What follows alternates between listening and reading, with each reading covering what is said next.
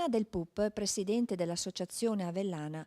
Oggi siamo qui per presentare un'importante iniziativa che si svolgerà all'Ospedale dei Battuti a San Vito al Tagliamento il 24 e il 25 maggio prossimi.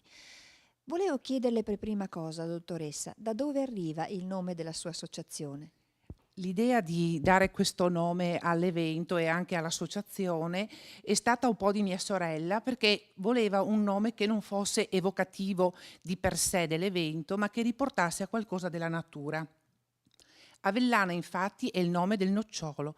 Il nocciolo poi abbiamo scoperto che, andando un po' a ritroso, è il legno di cui è fatta la verga del rabdomante, ma è anche il legno attorno al quale si attorciglia la serpe del simbolo della medicina. In più abbiamo anche scoperto questo, che il frutto del nocciolo è simbolo di saggezza secondo i druidi. Quindi il legno, la riconciliazione, il frutto, la saggezza. E con queste due parole noi vogliamo riconciliarci con la natura attraverso la saggezza, attraverso quello che ci viene da antiche tecniche, da antichi metodi, da antiche discipline. L'idea di mettere tutto insieme in un unico contenitore, in un ospedale del 400, appunto in una città che a noi è molto cara, dove viviamo, che è San Vito al Tagliamento, il 24 e il 25 maggio, come appunto ha detto Paola. Ecco, veniamo adesso all'iniziativa che si chiama appunto Avellane e vediamo quali sono i punti importanti e come sarà organizzata. Saranno organizzate in realtà le due giornate dell'evento. Allora, diciamo che il sottotitolo di Avellane è Esperienze per il corpo, la mente e l'anima. Quindi risulta abbastanza intuitivo capire che ci saranno esperienze, quindi la possibilità di sperimentare dal vivo quelle che sono tecniche e discipline come il Tai Chi, il Qigong, lo yoga della risata.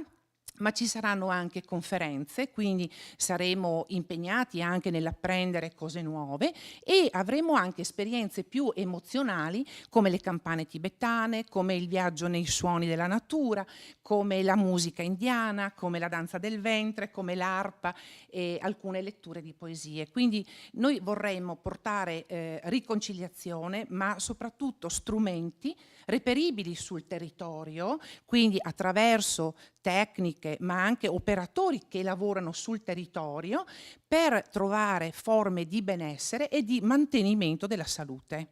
L'iniziativa è rivolta a tutti e tutte le informazioni si possono trovare?